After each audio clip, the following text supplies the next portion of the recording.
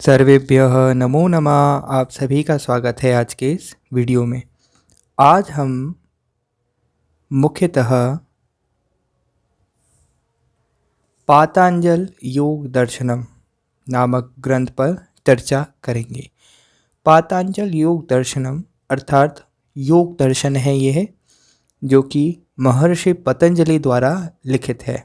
यहाँ पर जो चित्र दे रखा है यह महर्षि पतंजलि का है, तो इसलिए इसे पातंजल योग दर्शन कहते हैं। पातंजल योग दर्शन में मुख्यतः 4 पाद हैं। पहला समाधि पाद, दूसरा साधन पाद, तीसरा विभूति पाद और चौथा कैवल्य पाद। पाद का अर्थ होता है अध्याय। पातंजल योग दर्शन में कितने अध्याय हैं? 4 अध्याय हैं। हमारे सिलेबस में, हमारे पाठ्यक्रम में समाधि पाद है, हमें इसे पढ़ना है। आज के इस पूरे वीडियो में हम समाधि पाद पर चर्चा करेंगे। समाधि पाद में क्या पढ़ना है, थोड़ा सा उसको जान लेते हैं। समाधि पाद के अंतर्गत समाधि से संबंधित मुख्य विषयों को लिया गया है, जैसा कि आप नाम से ही समझ रहे होंगे। समाधि से संबंधित सभी दार्शनिक सिद्धांतों और विषयों को इस अध्याय के अंतर्गत बड़े ही व्यवस्थित क्रम में बताकर बाद में समाधि की स्थिति को प्राप्त करने के लिए यौगिक पद्धतियों का वर्णन भी मिलता है। सिद्धांतों और विषयों को इस अध्याय के अंतर्गत बड़े ही व्यवस्थित क्रम में बताकर बाद में समाधि की स्थिति को प्राप्त करने के लिए यौगिक पद्धतियों का वर्णन भी मिलता है। इस अध्याय में सर्वप्रथम योग की परिभाषा बताई गई है, जो कि चित्त की वृत्तियों का सभी प्रकार से निरुद्ध होने की स्थिति का नाम है। जब हम समाधिपाद शुरू करेंगे तो सबसे पहले ही योग क्या है इस विषय में बताया जाता है। तो महर्षि पतंजलि योग क्या है इसकी परिभाषा देते हैं और वे बताते हैं कि चित्त की वृत्तियों का सभी प्रकार से निरुद्ध, यानी उनको स्थायी करना, उनको रोक देना ही योग कहलाता है। यहाँ पर भाष्यों के अंतर्गत यह भी स्पष्ट कर दिया गया है कि यह योग समाधि है। ठीक है, इसी योग को समाधि भी कहते हैं। तो प्रश्न आए कि योगः किम या फिर समाधि किम, तो दोनों में जो उत्तर आएगा वो एक ही आएगा, जो कि शुरुआत में आपको पढ़ाया जाएगा। समाधि के आगे 2 भेद, संप्रज्ञात और असंप्रज्ञात बताए गए हैं। समाधि के 2 भेद बताए गए हैं, लिख लीजिए आप यहाँ पर। समाधि के कितने भेद हैं? 2, संप्रज्ञात और असंप्रज्ञात, जिनको बाद में विस्तार से जानकारी दी गई है। दोनों ही प्रकार की समाधियों के आंतर भेदों को भी विस्तार पूर्वक समझाने का प्रयास किया गया है। समाधि की स्थिति को प्राप्त करने के साधनों के विषय में भी विस्तार से चर्चा की गई है। इसके लिए सर्वप्रथम अभ्यास और वैराग्य के नाम से 2 साधन बताए गए हैं। योग क्या है इसके बारे में बताया गया है कि समाधि की जो स्थिति है उसको कैसे प्राप्त किया जाए। तो 2 साधन बताए गए, अभ्यास और वैराग्य। अभ्यास और वैराग्य का विस्तृत विवेचन 4th इकाई में किया जाएगा। ठीक है, विद्वानों के अनुसार इस अध्याय के अंतर्गत बताए अभ्यास सामान्य योगाभ्यासियों के लिए नहीं, अपितु उच्च कोटि के अधिकारी के लिए है, जिनका चित्त पहले से ही स्थिर हो चुका है। उन्हीं को ध्यान में रखकर यहाँ अभ्यासों की चर्चा की गई है। कई सारे अभ्यास दिखने में जितने आसान प्रतीत होते हैं, करने में उतने ही कठिन हैं। ईश्वर प्रणिधान या ईश्वर भक्ति, ईश्वर प्रणिधान का विस्तृत विवेचन 4th इकाई में किया जाएगा और ईश्वर के स्वरूप की चर्चा भी इसी अध्याय के अंतर्गत की गई है। ईश्वर वर्णन के कारण ही कभी कभी सांख्य और योग में अंतर किया जाता है। सांख्य जहाँ ईश्वर का वर्णन नहीं करता, वहीं योग यानी पातंजल योग ईश्वर का वर्णन करने के कारण कभी कभी से ईश्वर सांख्य के नाम से जाना जाता है। इस प्रकार विभिन्न विषयों की विस्तार से चर्चा करने के साथ साथ योग के दार्शनिक स्वरूप को बड़े ही सुंदर ढंग से रखने का प्रयास समाधिपाद के अंतर्गत किया गया है। तो अब ज़्यादा समय ना बिताते हुए अब हम हमारे पाठ को शुरू करते हैं। तो प्रथम अध्याय समाधिपाद। सबसे पहला जो प्रश्न उठता है यहाँ पर वह यह है कि शास्त्र के आरंभ में ही प्रश्न स्वाभाविक है कि योग मूलतः है क्या। योग मूलतः है क्या। तो इसका उत्तर देते हैं अथ योगानुशासनम। अथ योगानुशासनम। अब आरंभ करते हैं योग शास्त्र। योग है क्या। योग एक अनुशासन है। योग एक अनुशासन है। अनुशासित किसे करें। पास पड़ोस को, एक दूसरे को, एक देश दूसरे देश को, एकांत में चिंतन करने वाला किसे अनुशासित करे, नियंत्रित किसे करना है, इस पर कहते हैं योगश्चित्त वृत्ति निरोधः। चित्त की वृत्तियों का निरोध योग है। योग क्या है। चित्त की वृत्तियों का निरोध योग है। आपको ये समझना है। आपको डायरेक्ट प्रश्न ये आएगा योगश्चित्त वृत्ति निरोधः, इसको आपको इस सूत्र की व्याख्या करनी है। तो इसका मतलब यहाँ पर ये दे रखा है। अब इसको मैं आपको ढंग से समझाता हूँ। वृत्ति तो एक तरंग है, मन में उठने वाले संकल्पों की लहर, उसका सर्वथा रुक जाना, अचल स्थिर ठहर जाना योग है। मान लें अथक परिश्रम कर किसी ने चित्त वृत्तियों का निरोध कर ही लिया तो उससे लाभ क्या। तो महर्षि पतंजलि कहते हैं तदा दृष्टुः स्वरूपे अवस्थानम। उस समय दृष्टा की अपने रूप में स्थिति हो जाती है। उस समय दृष्टा की अपने रूप में स्थिति हो जाती है। तदा दृष्टुः स्वरूपे अवस्थानम। इसको एक्सप्लेन करते हुए भाष्यकार लिखते हैं कि दृष्टा आत्मा जो चैतन्य है, सर्वथा निर्मल है, अपने ही परमात्म स्वरूप में स्थित हो जाता है। वृत्तियों के निरोध से यही लाभ है, यही प्राप्ति है नैष्टिकीम सिद्धि या परम तत्व का विदित होना, यानी उसको जानना। प्रश्न उठता है चित्त वृत्तियों का निरोध होने से पहले क्या दृष्टा अपने स्वरूप में स्थित नहीं रहता। उस समय दृष्टा का क्या स्वरूप रहता है, इस पर कहते हैं वृत्ति सारूप्य मितरत्र। वृत्ति सारूप्य मितरत्र। दूसरे समय में दृष्टा का वृत्ति के सदृश स्वरूप होता है। दूसरे समय में दृष्टा का वृत्ति के सदृश स्वरूप होता है। अर्थात जैसी वृत्ति वैसा पुरुष, वही है आप। लोग कहते हैं मैं तो शुद्ध हूँ, आत्मा हूँ, किंतु यह महापुरुष कहते हैं कि जैसा वृत्ति का प्रवाह है वैसा ही पुरुष का स्वरूप है। इसको थोड़ा और एक्सप्लेन करते हुए लिखते हैं भाष्यकार कि अर्जुन के प्रश्न करने पर कि भगवान इस शास्त्र विधि को त्याग कर किंतु पूर्ण श्रद्धा से युक्त होकर जो भजते हैं उनकी क्या गति होती है। तो भगवान ने कहा अर्जुन, पुरुष श्रद्धामय हैं। एक भी पुरुष सृष्टि में ऐसा नहीं है जिसमें श्रद्धा ना हो। जो जैसी श्रद्धा वाला है स्वयं भी वही है। यही महर्षि पतंजलि भी कहते हैं कि जैसी वृत्ति वैसा पुरुष। वृत्ति सार रूपे मितरत्र। वृत्ति, यहाँ ध्यान दीजिए, वृत्ति सार रूपे मितरत्र। यह आपको सूत्र याद रखना है। इसका अर्थ ये रहा, इसको मैं एक्सप्लेन कर रहा हूँ, यहाँ ध्यान से समझिए। यही महर्षि पतंजलि भी कहते हैं कि जैसी वृत्ति वैसा पुरुष। चित्त वृत्ति निरोध और स्वरूप में स्थिति से पूर्व वृत्ति का जैसा प्रवाह है वैसा ही आपके लिए दृष्टा है।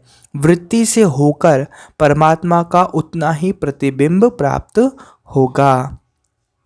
प्रश्न उठता है, यह वृत्ति क्या है, वृत्तियों का स्वरूप क्या है।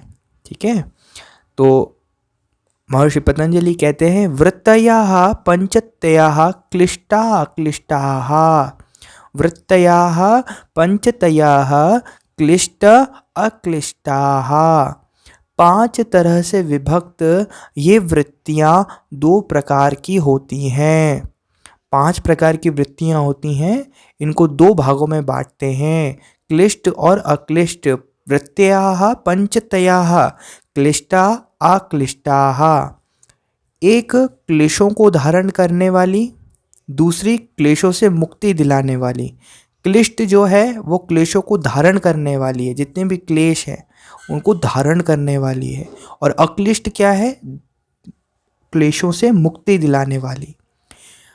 तब जानने की उत्सुकता होती है कि ये 5 प्रकार की वृत्तियां कौन सी हैं। तो उनके नाम हैं प्रमाण, विपर्य, विकल्प, निद्रा, स्मृतयः। प्रमाण, विपर्य, विकल्प, निद्रा, स्मृतयः।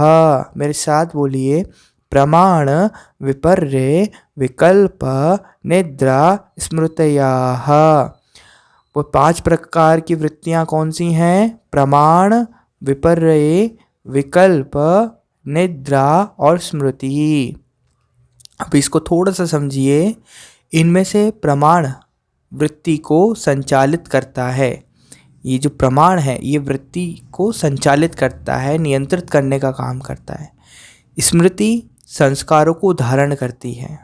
मूलतः वृत्तियां 2 हैं, विपर्य और विकल्प।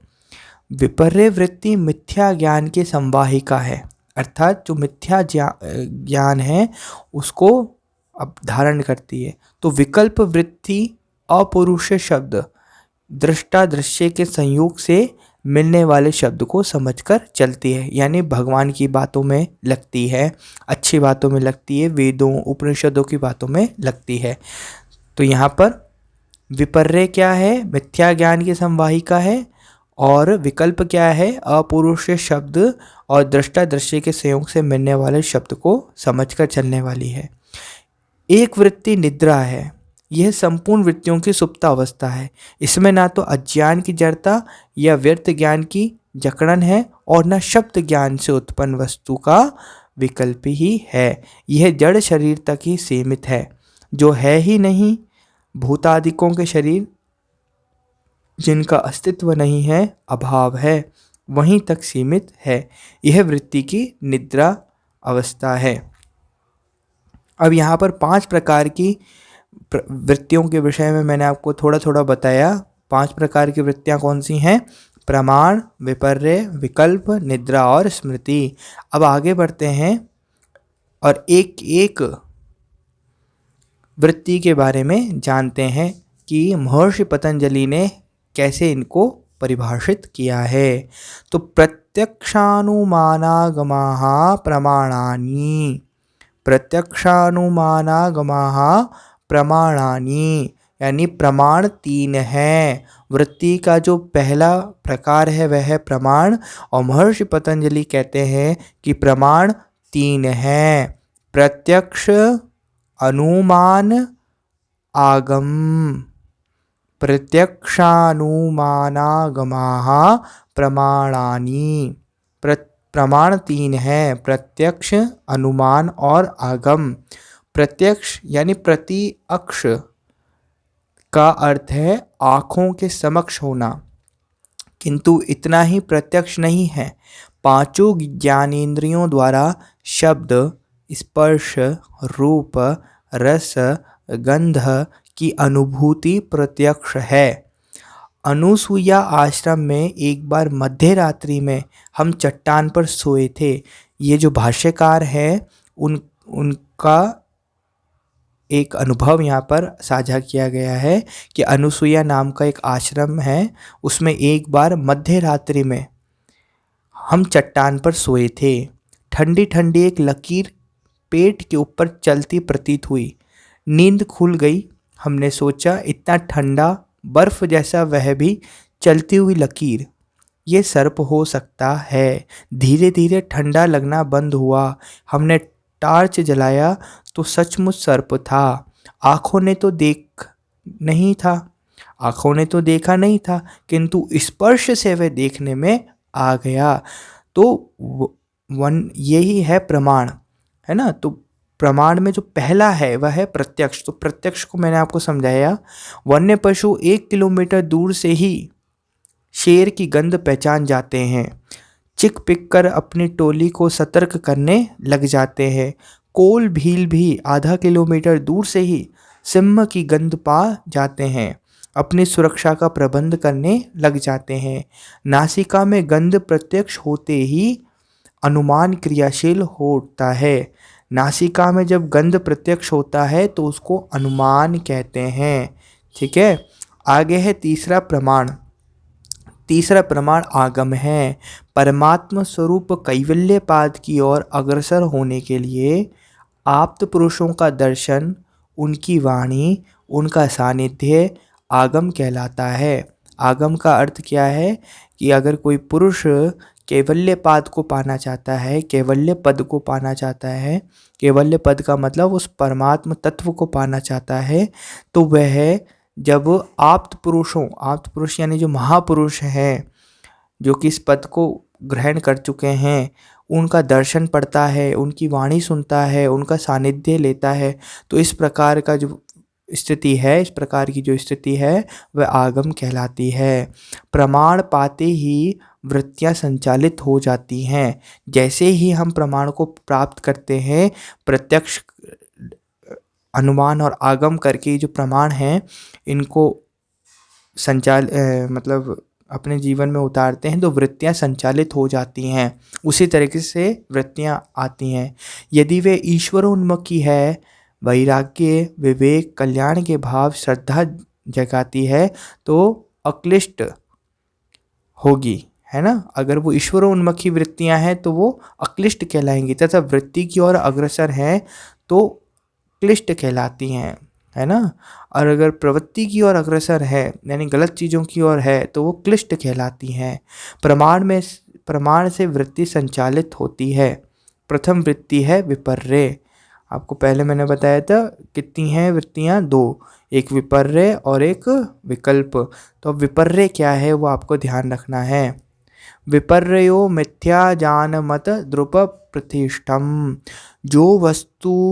जो उस वस्तु के स्वरूप में प्रतिष्ठित नहीं है, ऐसा मिथ्या ज्ञान विपर्य है। विपर्यो मिथ्या ज्ञानम तद्रूप प्रतिष्ठम। जो उस वस्तु के स्वरूप में प्रतिष्ठित नहीं है, ऐसा मिथ्या ज्ञान विपर्य है। अर्थात इसको थोड़ा अच्छी तरह समझे तो इसका मतलब ये है कि अस्तित्व विहीन या अस्तित्वहीन वस्तुओं में आसक्ति विपर्य है। ऐसी वस्तुएं जो कि आज हैं और कल नहीं हैं, ऐसी वस्तुओं में आसक्ति विपर्य कहलाती है।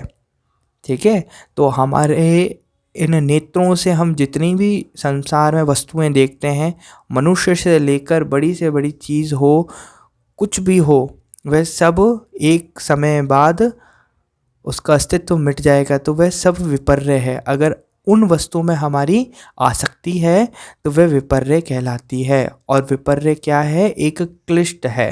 क्लिष्ट मतलब क्लेश का कारण है, पीछे बताया गया है।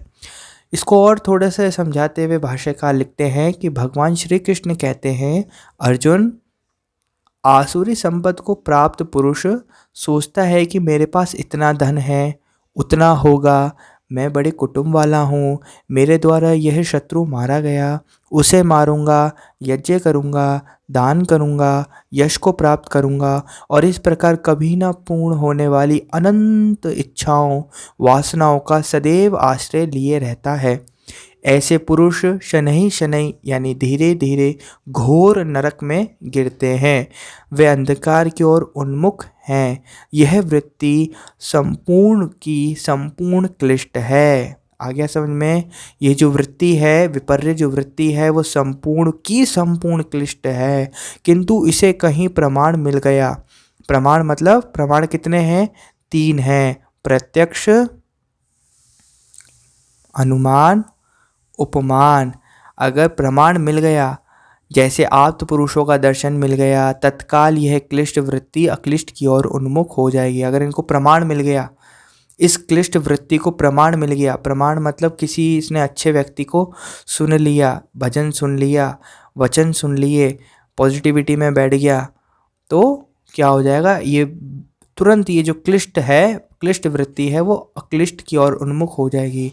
और हमने शास्त्रों में ऐसे कई उदाहरण देखे हैं, जैसे वाल्मीकि का उदाहरण, अंगुलीमाल इत्यादि की वृत्ति में सत्पुरुषों के दर्शन से परिवर्तन का सूत्रपात हो गया, ये हमने देख रखा है। पूज्य परमहंस जी महाराज के साहचर्य से सती अनुसुईया क्षेत्र में दस्युओं के एक गिरोह का हृदय परिवर्तन हो गया। यह भाष्यकार के अपने अनुभव हैं जो उन्होंने साझा किए हैं। उसका सरदार संत हो गया। दूसरी वृत्ति है विकल्प। तो आशा करता हूँ आपको वृत्ति के जो दो प्रकार हैं उसमें से विपर्य जो वृत्ति है उसके विषय में समझ में आया होगा। अब हम बात करेंगे दूसरी वृत्ति विकल्प के बारे में। तो विकल्प के विषय में कहा जाता है कि शब्द ज्ञानानुपाती वस्तु शून्यो विकल्पः। शब्द ज्ञानानुपाती वस्तु शून्यो विकल्पः, अर्थात जो ज्ञान शब्द जनित ज्ञान के साथ साथ होने वाला है, जिसका विषय वस्तु वास्तव में नहीं है, वह विकल्प है। जो ज्ञान शब्द जनित ज्ञान के साथ साथ होने वाला है, जिसका विषय वस्तु वास्तव में नहीं है, वह विकल्प है। वृत्ति का ये जो दूसरा प्रकार है विकल्प, इसको थोड़ा और समझने की चेष्टा करते हैं कि इसी पाद के, यानी जो समाधि पाद है, इसी पाद के 42वें सूत्र में है, तत्र शब्दार्थ ज्ञान विकल्प ही संकीर्णा सवितर्का समा आपत्ति ही। अर्थात शब्द, अर्थ और ज्ञान, इन तीनों के विकल्पों से मिली हुई समाधि सवितर्क है। किंतु किसी शब्द के सुनने या उसका आशय समझ लेने से समाधि तो नहीं लग जाती। मतलब मान लीजिए आपने वेदों उपनिषदों में से किसी शब्द सुना और उस शब्द का मतलब भी जान लिया, तो क्या हम समाधि को प्राप्त हो गए? यहाँ तो यही लिखा है ना, शब्द ज्ञानानुपाती वस्तु शून्यो विकल्पः। जो ज्ञान शब्द जनित ज्ञान के साथ साथ होने वाला है, जिसका विषय वस्तु वास्तव में नहीं है, वह विकल्प है। तो क्या ये संभव है? तो आपको इसको थोड़ा समझना पड़ेगा। जैसे कि विभीषण श्री राम की शरण में आया, निवेदन किया, किंतु मंत्रियों ने संदेह ही व्यक्त किया। काम रूप के ही कारण आया, मानस की चौपाई है ये। तो इसमें क्या है कि शब्द भी मिला, आशय भी मिला, मतलब राम का शब्द भी मिला और राम का आशय भी मिला। उसके अनुसार विभीषण को बांधने की तैयारी भी हो गई। तो समाधि तो किसी की नहीं लगी। हुआ क्या यहाँ पर समाधि? नहीं। मतलब वास्तव में यह शब्द अनुभव है। ये जो शब्द है वह क्या है? अनुभव है। जब तक आप इस चीज़ को अनुभव नहीं करते तब तक कुछ नहीं होगा। थोड़ा और डीप चलते हैं, इसको समझते हैं। जो सक्षम सद्गुरु द्वारा अधिकारी साधक में भजन की जागृति के रूप में प्रस्फुटित होता है, दृष्टा और दृश्य के संयोग से जो प्रेरणा मिलती है वह शब्द है। ठीक है। जो दृश्य का प्रयोजन है पुरुष के लिए भोग और मुक्ति प्रदान करना, यह प्रयोजन सिद्ध करके दृष्टा और दृश्य का संयोग भी शांत हो जाता है। वह चेतन दृष्टा जिस प्रकार मुक्ति प्रयोजक दृश्य संचालित करते हैं, समझाते हैं, उसका नाम शब्द है। इस शब्द के आश्रित होकर चलने वाली चित्त की प्रवृत्ति विकल्प कहलाती है। आया समझ में? इसको बड़ी ही अच्छे एग्जाम्पल से समझ सकते हैं। मान लीजिए कोई संत है, वह प्रवचन दे रहे हैं और वह प्रवचन शब्द रूप में हमारी जो श्रवणेंद्रियाँ हैं, यानी सुनने की जो इंद्रियाँ हैं, उससे हमारे मस्तिष्क में जा रहा है, हमारे चित्त में जा रहा है।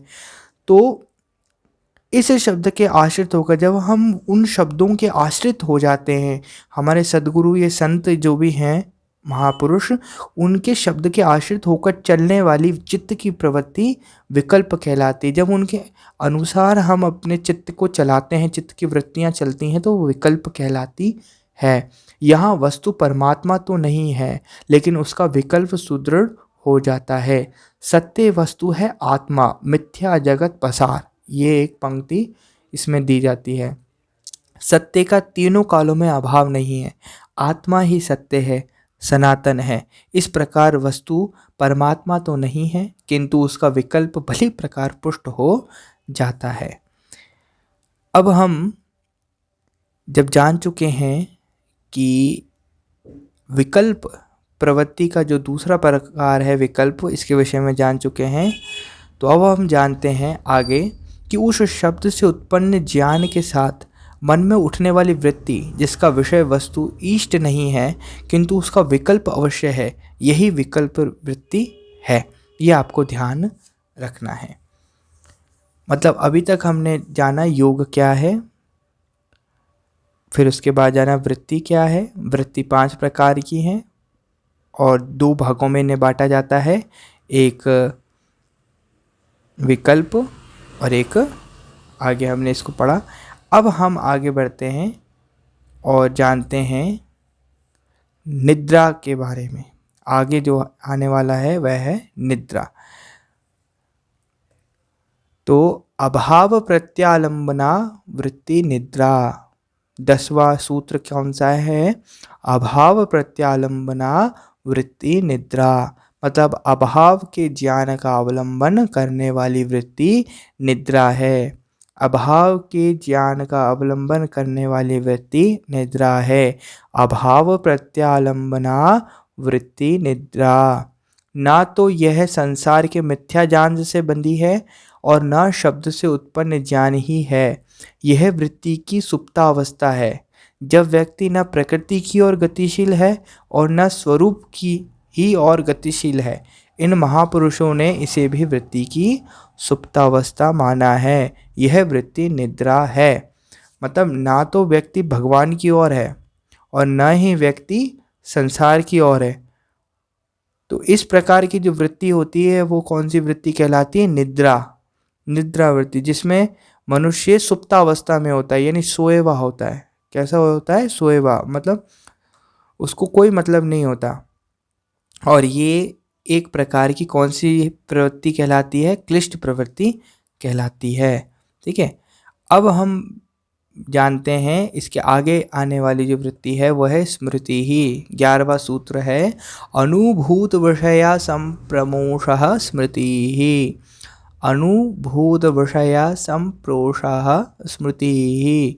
भूतकाल में जिन कार्यों का अनुसरण होता चला है उनका पुनः प्रकट हो जाना, ना छिपना, स्मृति वृत्ति है। इसको थोड़ा सा समझिए कि कैवल्यपाद के 7वें सूत्र में महर्षि पतंजलि बताते हैं कि योगी के कर्म अशुक्ल और अकृष्ण होते हैं। अशुक्ल मतलब सफ़ेद नहीं है, अकृष्ण मतलब काले नहीं है। उनके कर्मों का ना शुभ संस्कार पड़ता है ना अशुभ, क्योंकि वे स्वरूपस्थ हैं। मतलब वो स्वरूप को प्राप्त कर रखे हैं। कौन? योगी।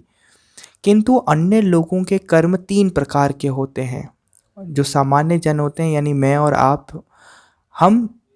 हमारे जो कर्म होते हैं वो 3 प्रकार के होते हैं।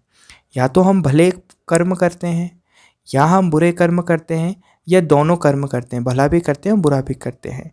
प्राणी और उसके संस्कारों के बीच जाति, प्राणी और उसके संस्कारों के बीच, संस्कार मतलब जो कर्म किए जाते हैं, संस्कारों के बीच जाति अर्थात जन्म, देश और काल का व्यवधान बना रहता है। चित्त वृत्ति का एक प्रकार से दूसरे में परिवर्तित हो जाना जाति अर्थात एक जन्म है।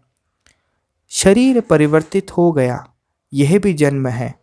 इन जन्म परिवर्तनों, देश और काल का व्यवधान होने पर भी संस्कारों के प्रकट होने में कोई व्यवधान नहीं होता। ठीक समय पर वैसा ही प्रकट हो जाता है, क्योंकि स्मृति और संस्कार दोनों का एक ही स्वरूप है। स्मृति वह धरातल है जहाँ संस्कार प्रकट होते हैं। अभी आपको ये भाषा थोड़ी सी आपको समझने में दिक्कत आ रही होगी कि स्मृति क्या है।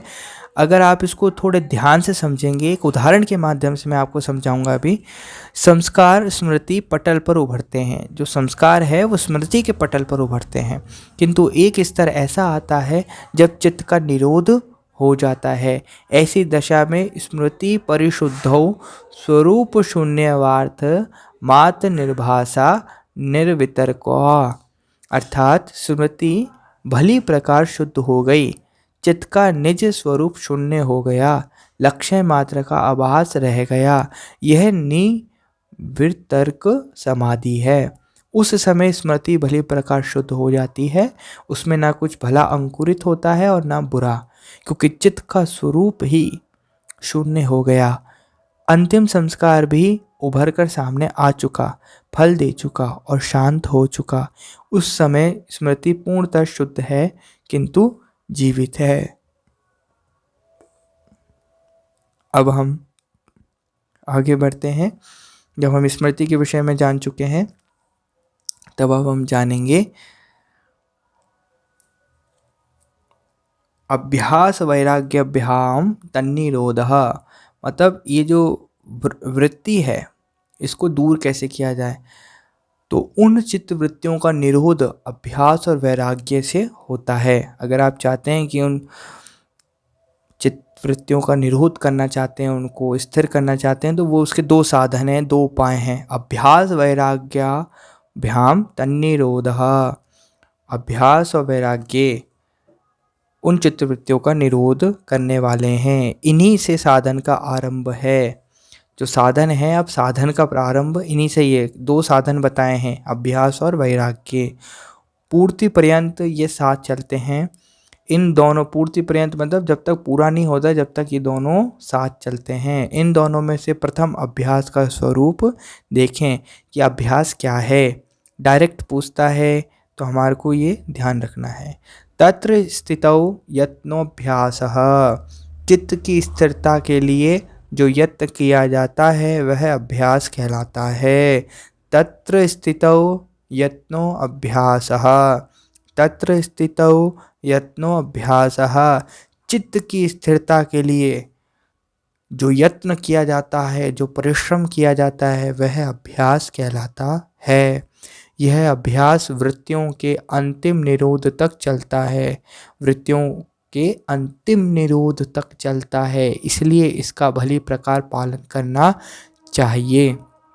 इस प्रकार अभ्यास के विषय में ही कहते हुए महर्षि पतंजलि कहते हैं कि सदु दीर्घ काल नैर अन्ते सत्कार असेवितो दृढ़ भूमि ही। स तु दीर्घ कालानैर अंतय सत्कारा असेवितो दृढ़ भूमि ही। किंतु वह अभ्यास दीर्घ काल तक यानी बहुत समय तक निरंतर बिना रुके तथा श्रद्धा के साथ करते रहने से दृढ़ होता है। भगवान श्री कृष्ण गीता में कहते हैं, न निश्चयन युक्तव्यो योगो अनिर्वण चेतसा। वह योग न उकताए हुए चित्त से निश्चय पूर्वक करना कर्तव्य है। धैर्य पूर्वक लगा रहने वाला ही योग में सफल होता है। अब जब हम जान चुके हैं कि अभ्यास किसे कहते हैं, तो अब जानते हैं कि वैराग्य क्या है। तो 15वां जो सूत्र है वह यही बताता है कि दृष्टा अनुश्रविक वशय वितृष्णस्य वशीकार संज्ञा वैराग्यम। दृष्टानुश्रविक विषय वितृष्णस्य वशीकार संज्ञा वैराग्यम। लोक और परलोक के देखे सुने विषयों में तृष्णा रहित चित्त की वशीकार नामक अवस्था वैराग्य है।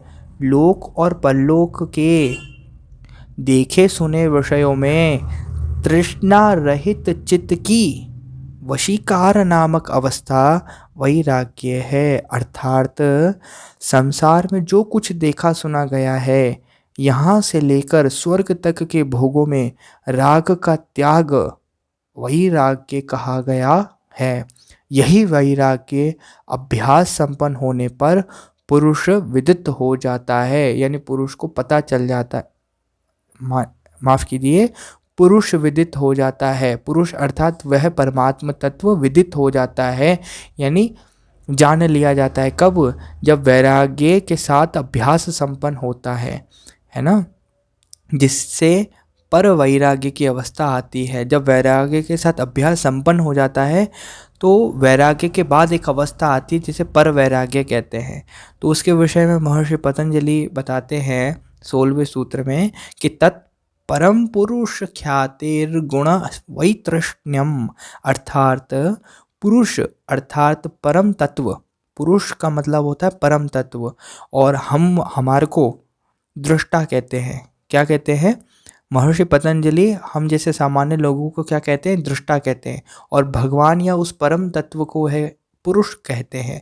तो पुरुष अर्थात परम तत्व, तत्परम पुरुष ख्यातिर गुण वै तृष्णयम, पुरुष अर्थात परम तत्व परमात्मा के ज्ञान से दृष्टा की स्वरूप में स्थिति हो जाती है। दृष्टा यानी हम लोगों के स्वरूप में स्थिति हो जाती है। स्वरूप यानी परमात्मा तत्व में स्थिर होना। उस समय प्रकृति के तीनों या प्रकृति के गुणों में तृष्णा का सर्वथा अभाव पर वैराग्य है।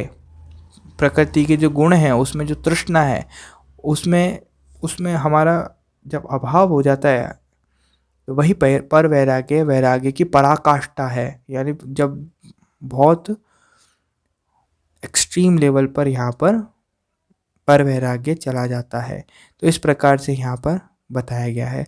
पूर्ण ज्ञान की पूर्व अवस्था का चित्रण करते हुए कहते हैं, यहाँ पर बताया जा रहा है कि जिस पुरुष के ज्ञान से पर वैराग्य की उपलब्धि हुई है, मान लीजिए कोई ऐसा पुरुष ऐसा दृष्टा है जिसने पुरुष के ज्ञान से पर वैराग्य की उपलब्धि कर ली, तो उसका स्वरूप क्या है? वह पुरुष कैसा वो जो दृष्टा है वो कैसा होता है? पूर्ण ज्ञान की पूर्व अवस्था का चित्रण क्या है? मतलब मान लीजिए कोई पर वैराग्य की अवस्था तक प्राप्त हो गया है, तो वो जो अवस्था है वो कैसी होती है? तो इस जिज्ञासा का समाधान करते हुए महर्षि पतंजलि अगले सूत्र में कहते हैं कि वितर्क विचारानंद स्मितानुगमन गमात्म संप्रज्ञातः। अब यहाँ पर हम वहाँ तक पहुँच गए कि समाधि की जो दो अवस्थाएं स्टार्टिंग में मैंने शुरुआत में आपको बताई थी, अब हम उसकी पहली अवस्था में आ गए हैं। तो वितर्क विचार आनंद अस्मिता अनुगमनात् संप्रज्ञातः, अर्थात वितर्क विचार आनंद तथा अस्मिता के साथ जो समाधि होती है वह संप्रज्ञात कहलाती है। फिर से देख लीजिए, वितर्क विचार आनंद अस्मिता अनुगमा स संप्रज्ञातः। वितर्क विचार आनंद तथा अस्मिता के साथ जो समाधि होती है वह संप्रज्ञात कहलाती है। योग में सूरत सम है। योग भली प्रकार ज्ञात है, किंतु इस योग में वितर्क चलता रहता है। साधन पाद सूत्र 33 में कहते हैं कि वितर्क बाधने प्रतिपक्ष भावनम, अर्थात योग साधन में विरोधी भाव आने पर उनमें कमजोरी देखना, उनके द्वारा होने वाले अनिष्ट की भावना करके उनसे बचना प्रतिपक्ष भावना है। ऐसे वितर्क भी उठते हैं, उनके निवारण के लिए विचार भी चलता है रहता है। जो ही निवारण हुआ आनंद भी है। तो आप देख रहे हैं कैसा है, पूरा सिस्टमेटिक है कि संप्रज्ञा समाधि कैसी है कि ऐसे वितर्क भी उठते हैं, उनके निवारण के लिए विचार भी चलता रहता है मन ही मन में। जो ही निवारण हुआ वैसे ही हमारे को किसकी प्राप्ति होती है? आनंद की प्राप्ति होती है। और अस्मिता यानी प्रकृति और पुरुष का मिश्रण, इनसे मिली जुली चित्त का जो समाधान है वह संप्रज्ञात योग की अवस्था है। अब देखें प्राप्ति, इसकी प्राप्ति कैसे होती है कि विराम प्रत्याभ्यास पूर्व संस्कार शेषोन्यः, विराम प्रत्याभ्यास पूर्व संस्कार शेषोन्यः, अर्थात जब वितर्क विचार आनंद और अस्मिता पर भी विराम लग जाए, यानी कोई दृष्टा है जिसने इस अवस्था को भी प्राप्त कर लिया, यानी वितर्क विचार आनंद अस्मिता इनको पूरा करके इस पर विराम लग जाए, तब अभ्यास करते करते इस पूर्व अवस्था पर जहाँ विराम लग गया, जिसमें चित्त का स्वरूप संस्कार मात्र ही शेष रहता है, वह योग अन्य ही है, वह तो दुर्लभ ही है, अर्थात असंप्रज्ञात समाधि है, अर्थात वह कैवल्य की अवस्था वाला है, सूक्ष्म है और अनिर्वचनीय है। मतलब अगर संप्रज्ञात समाधि की अवस्था को भी अगर कोई प्राप्त कर लेता है तो इसके बाद आने वाली जो समाधि की अवस्था है वह है असंप्रज्ञात। और इस विषय में कहा गया है कि ये तो बड़ी ही सूक्ष्म है और अनिर्वचनीय है, यानी इसको वचन के द्वारा समझाया नहीं जा सकता, इसको तो केवल कैवल्य पद के समान ही माना जा सकता है।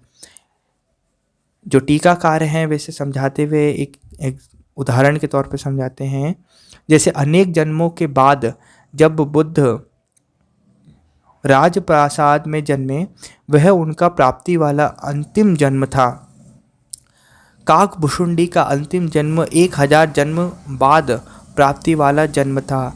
गुरु महाराज का भी, यानी जिन्होंने ये जो टीका लिखी है, गुरु महाराज का भी अंतिम जन्म प्राप्ति वाला था। जड़ भरत, शुकदेव, ध्रुव, भगवान श्री कृष्ण इत्यादि ऐसे महापुरुष थे जिन्हें पूर्णत्व की प्राप्ति जन्मना थी।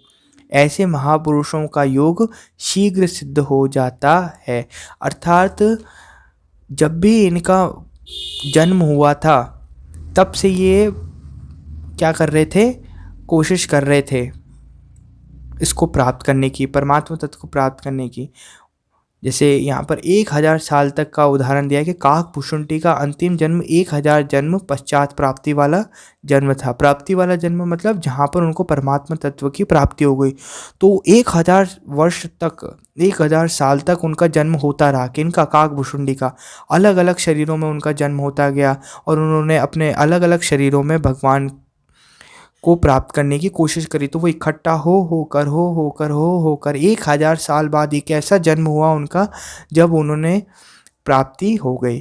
क्योंकि यहाँ पर एक उदाहरण दिया जाता है, 19वां जो सूत्र है वह इसकी व्याख्या करता है कि भव प्रत्ययो विदेह प्रकृति लयानाम, भव प्रत्ययो विदेह प्रकृति लयानाम, अर्थात भजन करते करते जिनकी विदेहा अवस्था आ गई, यानी देह को छोड़ने की अवस्था आ गई, प्रकृति लय हो चली है, ऐसे योगियों को इस योग की प्राप्ति में भव प्रत्यय अर्थात जन्म ग्रहण करना ही माध्यम होता है। भजन का विशेष संयोग नहीं रहता। जैसे शुकदेव, श्री कृष्ण, ध्रुव इत्यादि होते आए हैं, इन्होंने जन्म लिया, जन्मते ही इनके सामने सिद्धियां भली प्रकार कार्य कर रही थी, इनका भजन पूर्ण हो चुका है। अब पूर्णत्व की प्राप्ति में इनका जन्म लेना ही माध्यम है। ठीक है, अब इनका जन्म होगा तो वो किस में होगा? पूर्णत्व में ही होगा। अब यहाँ पर पूछा जा रहा है कि ध्रुव ने पूछा, भगवान सुना है साधक करोड़ करोड़ वर्ष यत्न करते हैं, तब कहीं आप दर्शन देते हैं, हमें आप अत्यंत अल्प साधन से ही मिल गए। अब यहाँ पर जो ध्रुव का प्रश्न है जो उसने पूछा है, यह आपको समझा देगा कि ये जो समाधि है उसकी क्या दर्शन है। तो ध्रुव ने पूछा, भगवान सुना है साधक करोड़ करोड़ वर्ष यत्न करते हैं, तब कहीं आप दर्शन देते हैं, हमें आप अत्यंत अल्प साधन से ही मिल गए, ऐसी अनुकंपा क्यों? तो भगवान ने कहा, वत्स तुम कई जन्मों से भजन करते आए हो, इस पहाड़ को देखो जो अस्थि पंजरों का ढेर है, यह सब तुम्हारी ही हड्डियां हैं, यही चट्टान पर तुमने भजन किया, इसी स्थल पर तुम्हारा शरीर पात हुआ, यानी देहावसान हुआ, यह तुम्हारा प्राप्ति वाला जन्म है। अब जो तुम्हारा जन्म हुआ है ना ध्रुव, ये तुम्हारा कौन सा जन्म है? प्राप्ति वाला जन्म है। प्राप्ति में 6 माह ही शेष थे जिसे तुमने पूर्ण कर लिया। अब तुमने अचल पद प्राप्त कर लिया है, यानी कैवल्य पद प्राप्त कर लिया है। अब आगे बढ़ते हैं और जानते हैं भव प्रत्यो विदेह प्रकृति लयानाम, अर्थात बहिर्कल्पिता वृत्तिर महाविदेहा ततः प्रकाशा वर्णक्षया। बाहर देखी सुनी वस्तु में कल्पना रहित वृत्ति का सीधा प्रवाह जब चलता हो, यह महाविदेहावस्था है। अर्थात इसके जागृत होते ही ज्योतिर्मय दृष्टा आत्मा और तुम्हारे बीच का आवरण शांत हो जाता है। इस स्थिति वाले साधक का शरीर यदि छूट जाता है तो जन्म लेना ही उसकी पूर्णता का माध्यम बन जाता है। उसकी प्राप्ति में भव प्रत्यय पुनः जन्म लेना ही माध्यम है, न कि साधना।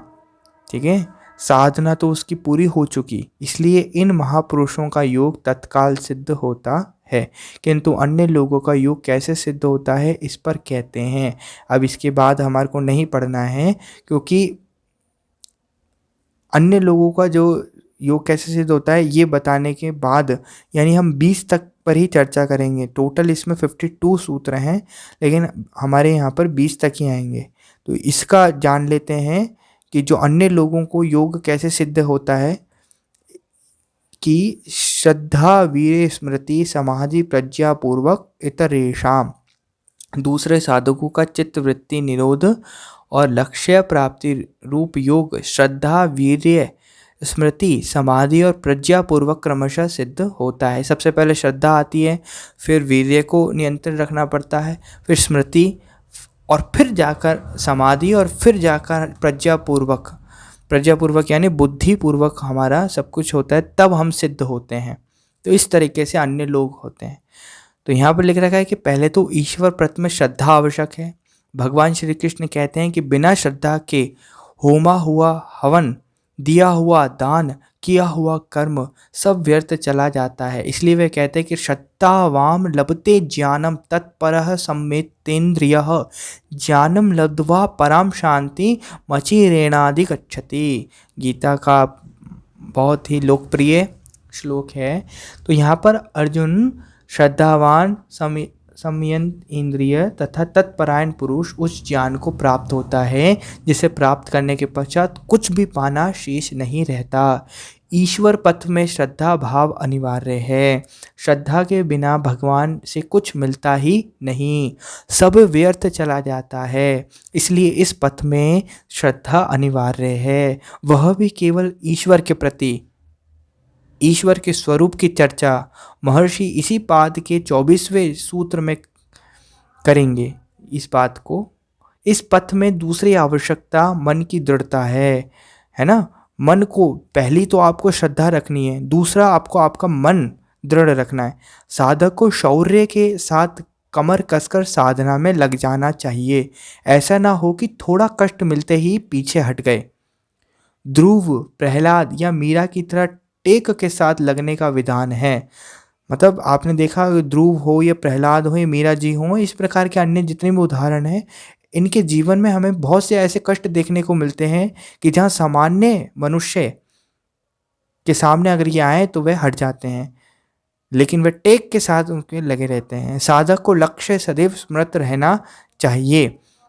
पहला श्रद्धा रखी, उसके बाद इंद्रियों पर नियंत्रण रखा, उसके बाद हमेशा अपने लक्ष्य को याद रखना है। तीसरा था स्मृति, हमेशा लक्ष्य को याद रखना है। सदैव सचेता अवस्था अनिवार्य है, हमेशा हमारे को सचेत रहना है। खाते पीते उठते बैठते प्रत्येक क्रियाकलाप के साथ सूरत लक्ष्य पर टिकी रहे। हमारी जो सूरत है वो किस पर टिकी रहनी चाहिए? लक्ष्य पर टिकी रहनी चाहिए। हमारा लक्ष्य क्या है? परमात्म तत्व की प्राप्ति। सूरत जीवा के स्वाद या इंद्रिय भोगों में रस ना लेने लगे। ये जो हमारी सूरत है वो जीवा के स्वाद यानी हमारे जो जीव है खाने भोजन में, और इंद्रिय यानी इंद्रियों से जितना भी प्रकार का भोग होता है उनमें ना लगे। ईश्वरीय संदेशों निर्देशनों को पकड़ने वाली बुद्धि प्रज्ञा कहलाती है। ठीक है, प्रज्ञापूर्वक क्रम से यह योग सिद्ध होता है। पूर्ण श्रद्धा, पूर्ण पराक्रम तथा पूर्ण स्मृति के साथ रहने वाले साधकों के कई स्तर हैं। अभी इस स्तरों को हमारे को नहीं पढ़ना है। 52 सूत्र हैं इसके अंदर। हमारे अभी परीक्षा के लिए 20 सूत्रों का अध्ययन ही पर्याप्त है। तो आज हमने इन सूत्रों पर चर्चा की। आज की वीडियो लेक्चर अगर आपको पसंद आया हो तो वीडियो को लाइक करें और चैनल को सब्सक्राइब करें। धन्यवाद।